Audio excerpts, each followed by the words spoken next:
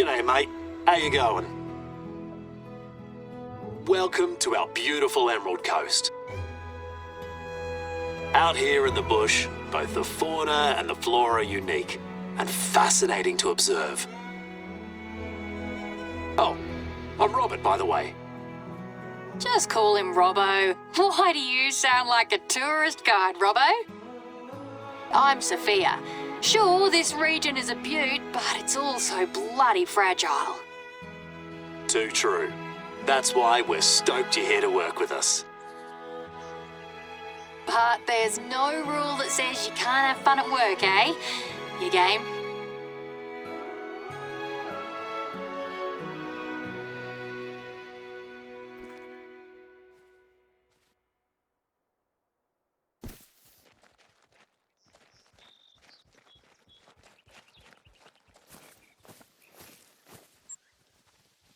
Where did the ute drop you off exactly? Anyway, you're not far from my station. Why don't you climb the fire lookout tower that's close by and see for yourself? From there, you'll see clearly where things are.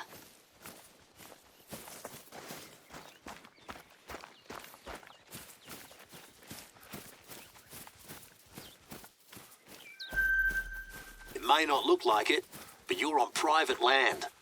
This belongs to Soph and her husband. We run a station, a farm, and Robbo's own land is north of here. Australia's a massive country, as you know. So it's not uncommon for folks to own huge properties that sprawl over kilometres. Across several biomes, even. That's why we need to hire professional hunters like yourself. I reckon you won't get bored.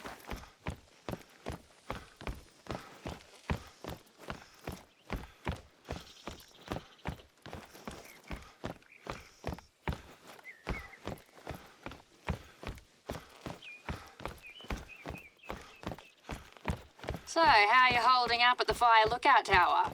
Quite the workout, eh? Good on you. You almost made it. Once you're up there, take a moment to breathe and enjoy the view.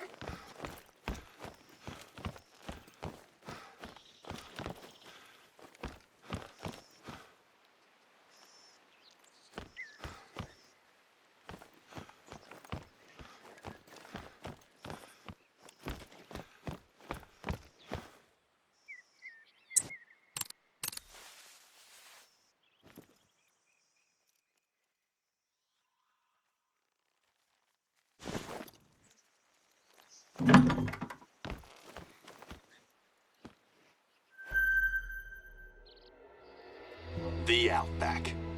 That's one of the first things they think about overseas when they hear Australia. It's arid and it can be tough out here, especially after the bushfires in the last few years. But it's also a surprisingly rich ecosystem, home to heaps of unique and sometimes bizarre species.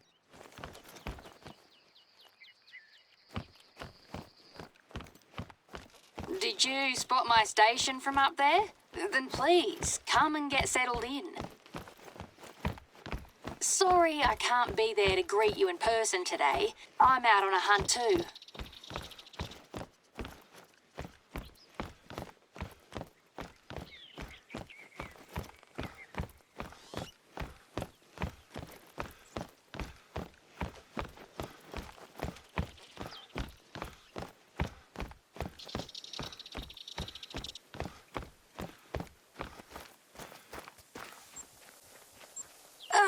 What is there to say about us? Well, Robbo and I are neighbours. Neighbours? How about best mates? Technically, we're also neighbours, Robbo. But yeah, we both grew up here. Our folks owned the two stations.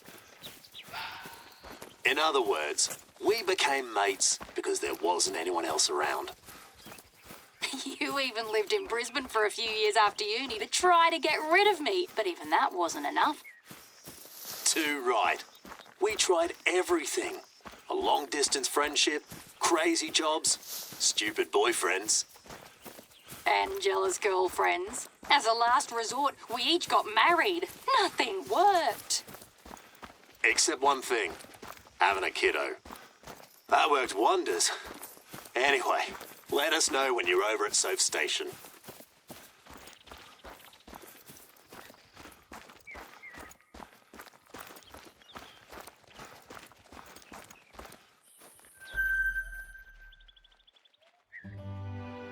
Welcome to my station.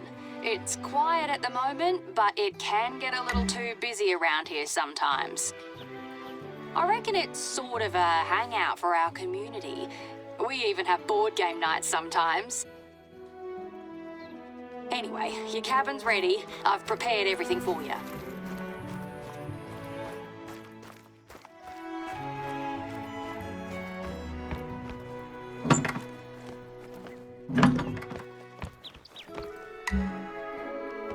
Hope you like it.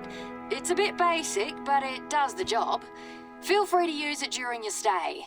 It's our pleasure, really. Eric and I opened these a couple of years ago to make an extra buck. They've been a lifesaver. Take your time, make yourself at home. Grab a cuppa from the bar. We don't make a fuss out here in the sticks. If you're ready, we can get started. Wait, would you mind grabbing something before you head out? It's a book Robbo lent me ages ago. A book?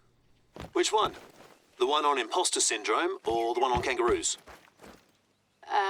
The kangaroo one, yeah. I left it in the bar. You can't miss it, mate.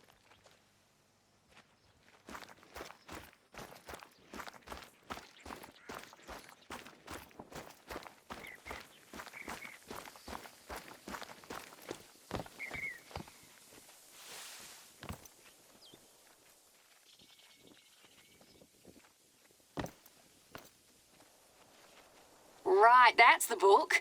Great job, you're the best. I'm flat out right now, so I reckon you'll visit Robbo's shelter before I do. You have no idea how stoked Robbo will be when he gets it. Your first task has to do with kangaroos. There are areas that are badly overgrazed because of them. There's one east of my station, so why don't you start heading there? We'll bring you up to speed on the way.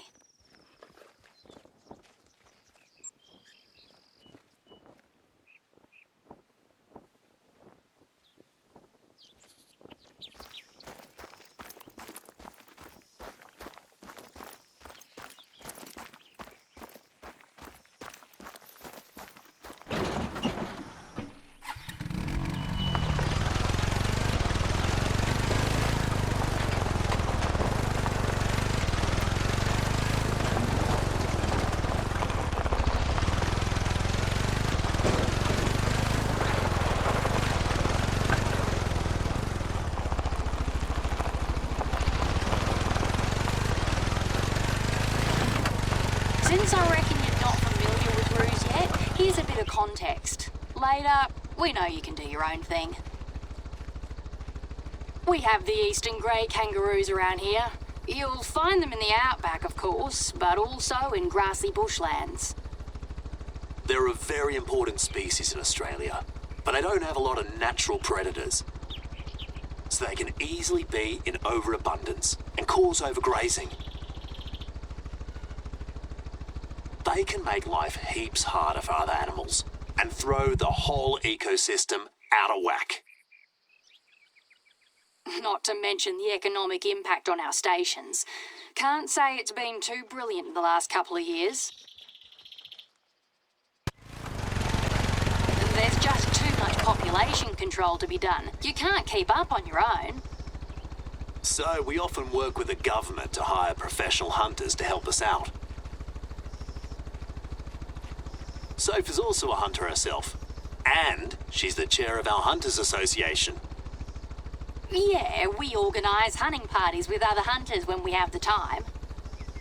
But most of the time, you all like to just hang out at your bar. That's part of the fun. Our community's not too bad here. Robbo, he turned his folk station into a wildlife sanctuary a few years ago. Yeah. We take in wounded animals. We nurse them back to health and, if possible, release them back into the wild. And you arrange guided visits with schools. That's when Robbo gets to talk the kids' ears off about the wildlife. I know. That's the best part of the work. And, most of the time, they listen. First, try to spot a roo from a distance, without spooking them. Your best bet is to climb a fire lookout tower. Another workout for your calves, I'm afraid.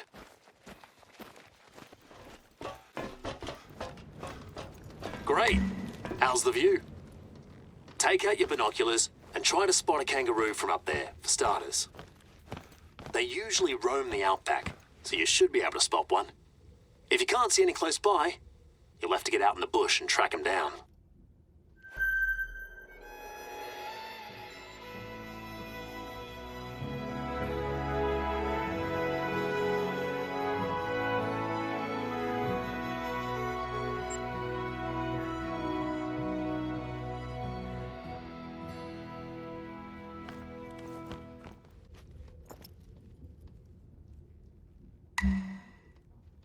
Good.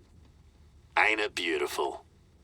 But before you start, there's a couple of things you need to know about kangaroo shooting. We have strict shooting regulations in Australia. What's legal or not to shoot? What's the right caliber and ammo for each species? Robbo, did you submit the codex entries for our local species? Right. Just finished them last night. If you want to know more about the roo or any other animal, it's all in there. Or give us a call. Either way, we know you'll do your due diligence before you plan your next hunt. The roo's mostly what we're known for overseas. That and deadly spiders. And fair enough, it's a very important cultural icon for us. But it's also a fascinating creature. Can be both aggro or skittish. As a marsupial, it displays unique behaviors and movement patterns that you won't find in any other species. Just one example. Don't try disturbing kangaroos at close range, or they'll know how to get rid of you. It's time to introduce you to one of your main tasks here. Invasive species and pest culling. We have heaps of them in Australia. Some are native, quite a few were introduced. They come in all shapes and sizes. I'll show you my tea fields. You'll see the mess pests can do and why they're a major problem to both the ecosystem and the economy. I've tagged the location on your hunter, mate. Can't wait to see you in action. Talk later. Oh, and as agreed, to help you in your task, our Hunters Association is happy to offer you a varmint rifle. You can just go collect it yourself. I've left it at an outpost close to where you're going. Back in the 18th and 19th centuries, people thought it would be fun to bring deer over and hunt them, just like they did back in Europe. Soon enough, they thrived in their new environment and started competing with native animals. Yeah, within a few generations, deer populations were out of control. And that's just one of the many biodiversity challenges we have. Just in the last decade, we lost tons of threatened species. You'll often hear Aussies say that if you give it enough time, any species will become feral. Usually 2 to 3 generations tops. Here, you'll find mostly feral pigs and feral goats. Both of them are some of the worst invasive pests in Australia. They destroy everything. We don't talk about them as much as rabbits or feral cats, but we should. The rule of thumb is, if it's feral, it's okay to shoot, because you'll be doing nature a service. They ruin pastures, crops, orchards, not to mention they're also a major road hazard out here in the bush.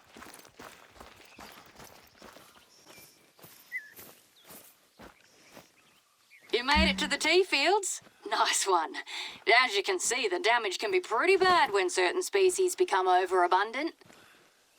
That's why pest control is a responsibility everybody shares in Australia, even non-hunters.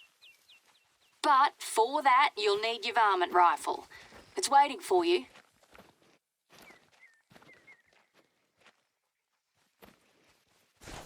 It's the perfect calibre to hunt small to medium animals.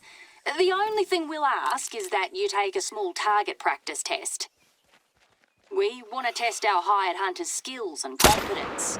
Even pests need to be shot ethically.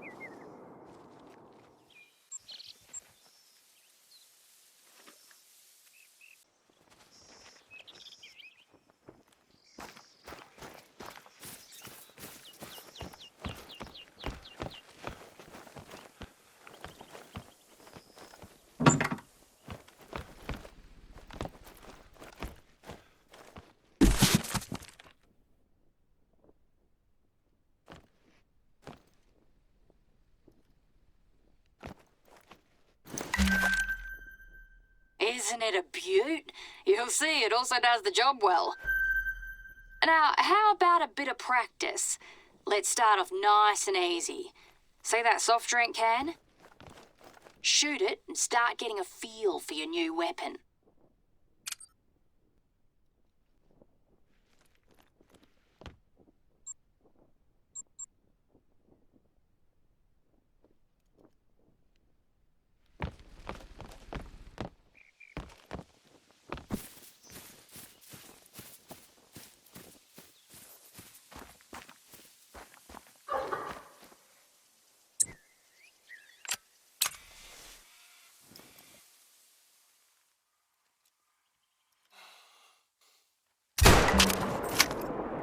Let's up the ante a little. Try to shoot that target. Still using the rifle, of course.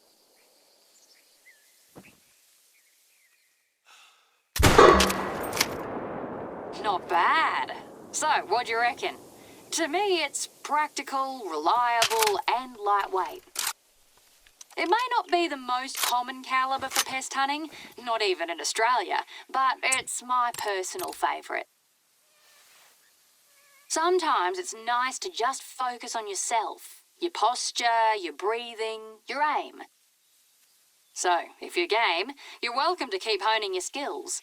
The best hunters are the humble ones, if you ask me. Now that that's settled, feel free to do what you do best. Here's a bunch of bounty assignments for you, but no rush. We'll leave it up to you how you want to plan your hunts. Thanks for your help, mate. North of the river, it's mostly my property. I can't wait to show you the sanctuary. Wait, Robbo, I've got an idea. How about we take our mate on a little detour? We could introduce you to a fun tidbit of Aussie culture. A folk song called Waltzing Matilda. Ah, yeah. Good idea. Perfect. What have you got in mind, Soph? A Billabong. Right, I know which one. Check out that location I've marked. If you're a bit of a history nerd like me, it'll be worth your time. A Billabong? Sorry, we should have led with that. That's what we call a kind of U-shaped lake or waterhole. Right, we have Aussie terms and phrases for everything, as you've noticed. But believe me, we're already toning it down for you.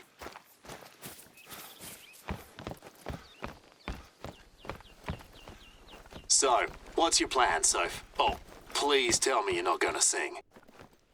Sing? Oh, no way. But I'll gladly talk about the song and what it means. Yeah, I feel better. I wouldn't want to relive another 2012 karaoke debacle.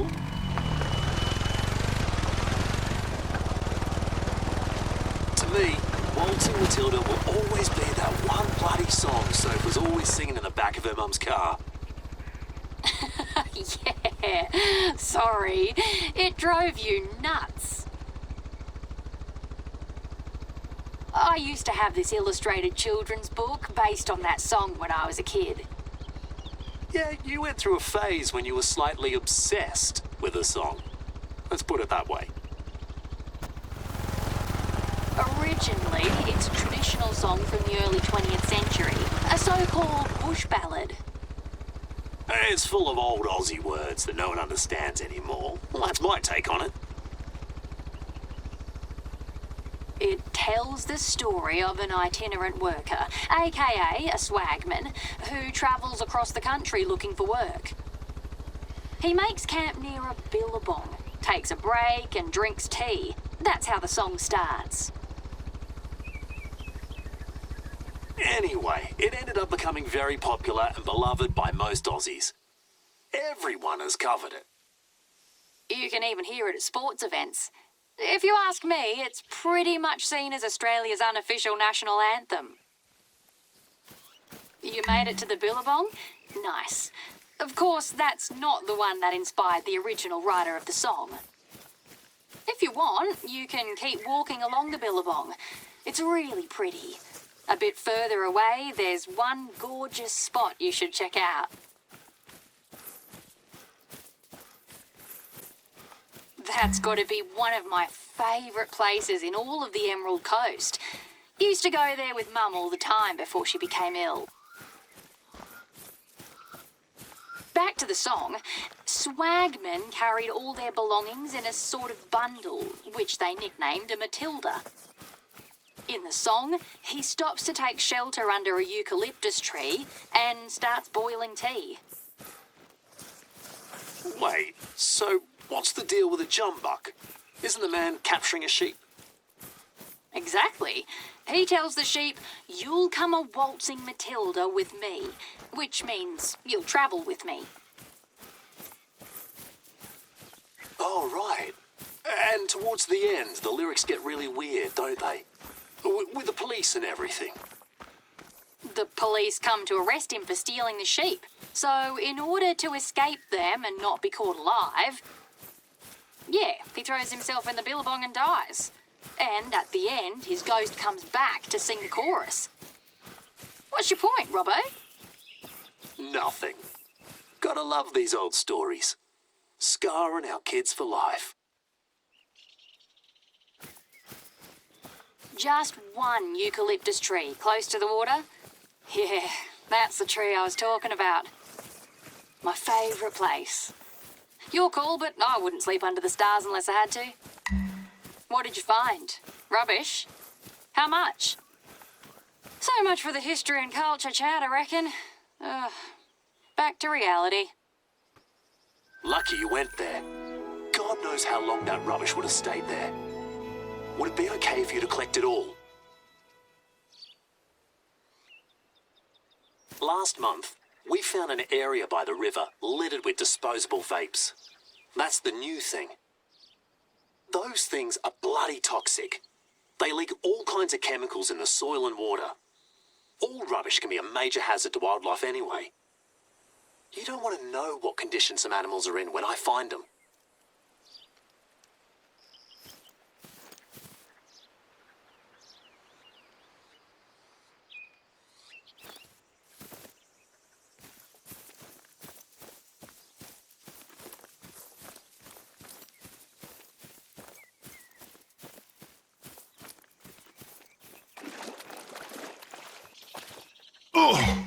You know what, mate? We're bloody grateful for... What? You got bitten? By a spider? Oh, mate. All right, don't panic. What did the spider look like? Was it a big black spider or a redback spider?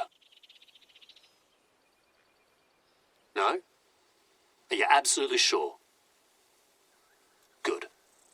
In any case, we need to see a doctor, just to be on the safe side. Sit down and don't move. I'm coming to get you.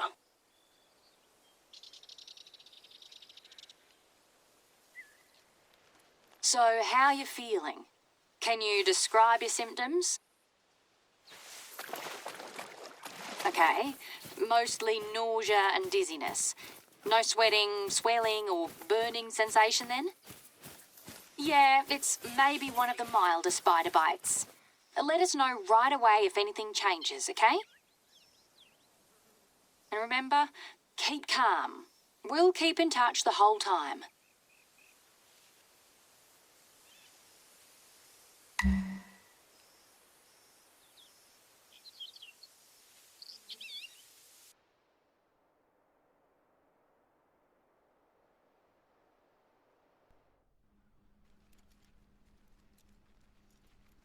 G'day, mate.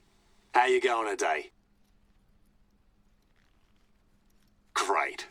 Thank goodness you're feeling better. According to the doc, you just had some kind of mild allergic reaction. But she said you have nothing to be worried about. Well, that's a side of Australia we hoped you wouldn't experience. You're at my wildlife sanctuary. Make yourself at home. Feel free to look around. You sure you're feeling better? Okay.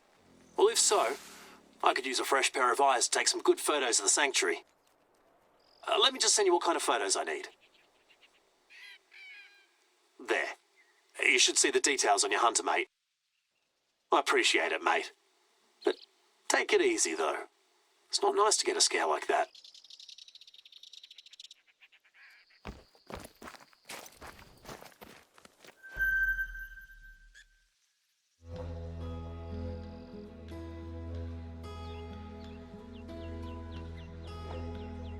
We had a couple of not-so-great years financially.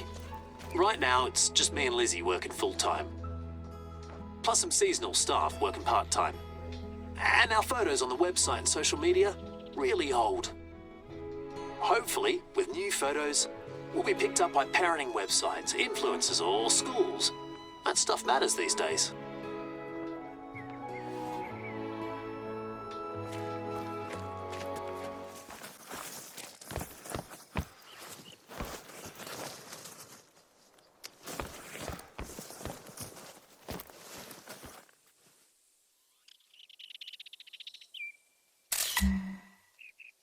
So, how many school visits have you got lined up, Robbo? Oh, I don't know, 5 or 6 next week. Not bad. She'll be right, mate. Oh, I hope so. Oh, one of the visits will be our old kindy. Oh, that's cute. Good luck with all the screaming kids, mate.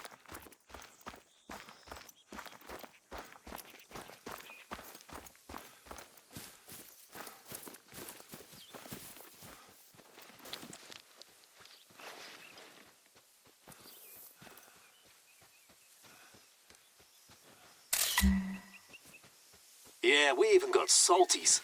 Kids absolutely love them. You should have seen this one when we brought him in. It wasn't pretty.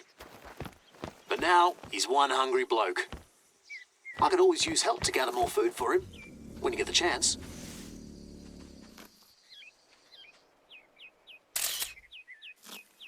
Oh, I've got your photos, thanks. Let me take a look. Oh, nice one. They look awesome. Oh, I'm sure that'll help us reach more people and make them excited about visiting the sanctuary.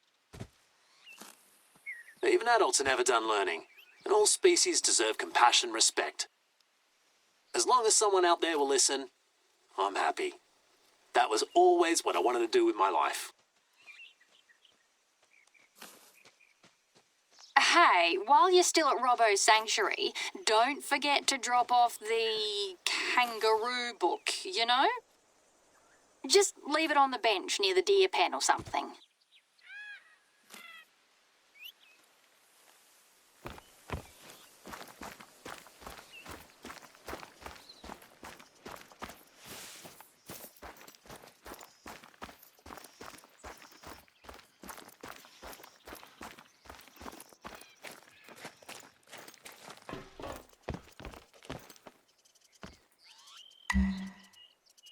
Soph, why make such a fuss about a book? Oh, since you ask, that book is a little special. That's all I'm gonna say. Intriguing. And it has nothing to do with us celebrating 30 years of friendship this month? I have no idea what you're talking about, Robert. Hey, mate, as a coincidence, I've also got Our book for Soph. If it's all right with you, could you please take it with you before you go? I left it on the bench by the lake. You'll see, the view is something else.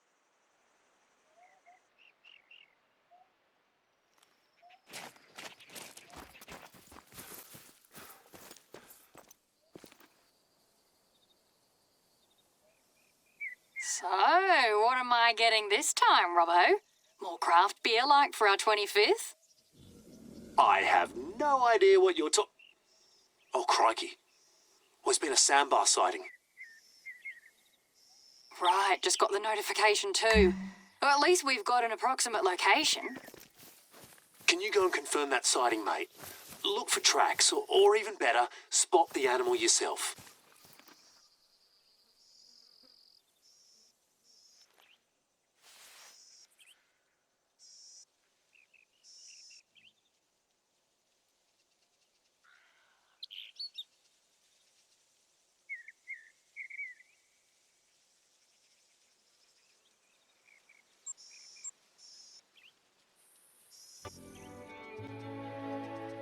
Look, Robbo, you've heard it before, but you gotta find a way to let work be work, you know? I know. When you care too much, that's when you're more likely to burn out. Too true. Especially when you work where you live, like you and me. Yeah. I'm trying to be more realistic now. I'm not going to save the ecosystem on my own. Sweet as. Save your energy instead and save some for your kiddo.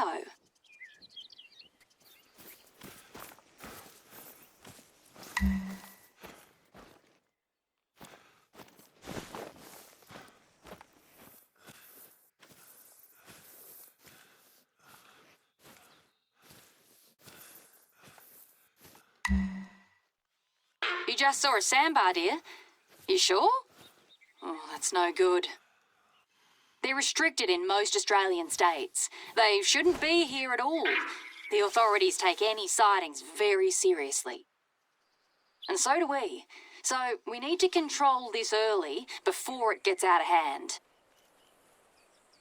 Down in Victoria, their population exploded, and they cause massive damage to pretty much everything.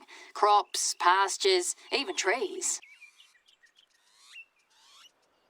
If you spot one, you're required by law to report it within 24 hours. So that's what we're going to do. I'm already on it. Could you go to an outpost, find a computer, and email me all the details? And I'll take it from there.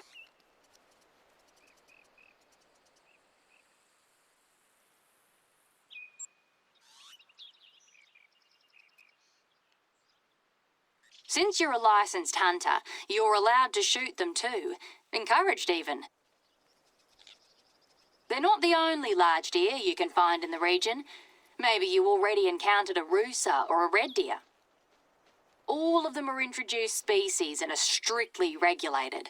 So go ahead, they're pretty much fair game.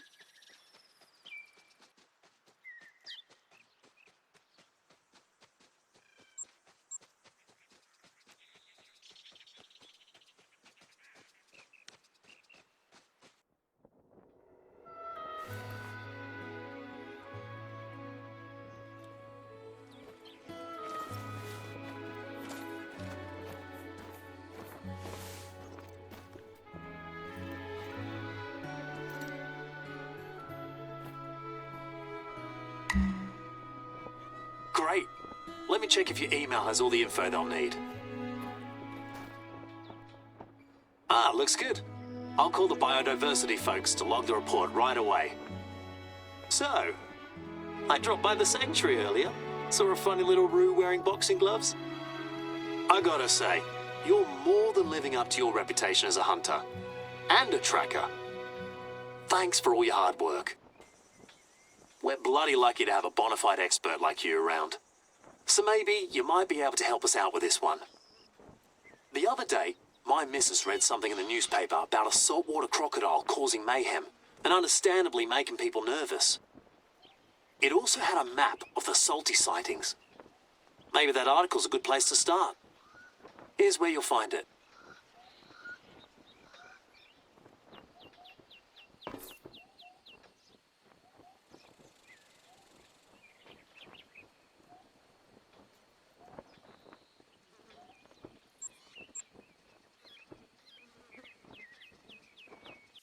In Australia, people will love to tell you stories about animals. The animals even get nicknames. Then it becomes part of a local furphy. Yeah, nah, the stories aren't just a furphy. Well, most of the time. After all, this Stevie story started from a few bloody real incidents. Yeah, it was a couple of years ago. If you haven't already encountered one, the salties are more aggressive and dangerous than, say, alligators. A lot more. And sometimes you get one that's even more territorial and starts venturing outside its natural habitat, like Stevie. Robbo's not the type to big up himself, but he's our local salty hunter, a true blue expert. Yeah, I was the one who caught Stevie back then. I was fully sick. But now, it sounds like Stevie had a hidden son or something, and it wants to avenge his daddy.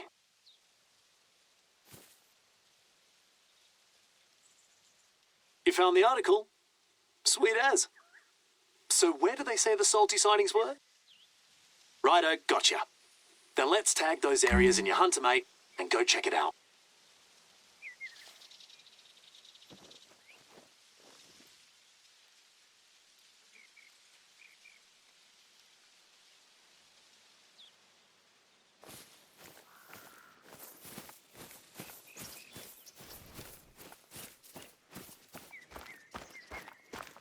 Hey, Soph, you're getting a present too, you know. Blimey. So when do I get it? Soon. Our friend here kindly agreed to drop it off next time they're at your station. That's all right? Oh, mate, thank you. Can't wait to see if you went for silly but fun or so bad it's good this year. Maybe you'll need to come up with a new category for this one, who knows? Now that's interesting. Let me know when I'm allowed to see it then. So, do you feel ready to take on salties? You know the drill. Prepare yourself well, make sure you have all the right gear. Not only that, but also take the time to observe the environment and study their behavior in various situations. It took you years of learning, both theoretical and on the job, Robbo, didn't it? Yeah, too true. And I had my fair share of close calls. Even when you're an expert, things can go bloody bad, bloody fast. But you're a pro hunter, so I know it'll come good. So good luck, mate. Good on you. Then try to look for any traces of a salty's presence. Could be tracks or just brekkie leftovers.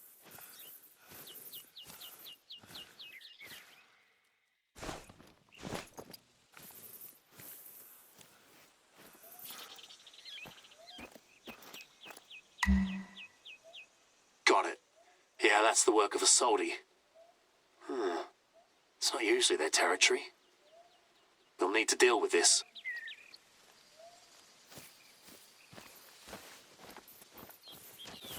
Great. Now you're there, one way to investigate would be to look for evidence of the damage they cause. Carcasses, for instance.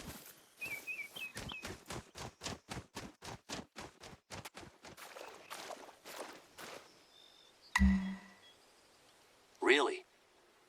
Well, that's what I feared. It's not common for a salty to go all the way out there. Well, that's all we had planned to introduce you to your assignment with us. But as you can see, there's no shortage of things to do. Keep up the good work, mate. But don't pull a Robbo. Make sure you enjoy yourself too, okay? Speaking of which, why don't you all come over for tea this weekend? Oh, absolutely. Oh, that way our friend here can meet our families. We'll have a couple of coldies. We'll have a great time. I've still got a couple of your fancy craft beers in the esky, so I reckon we're covered.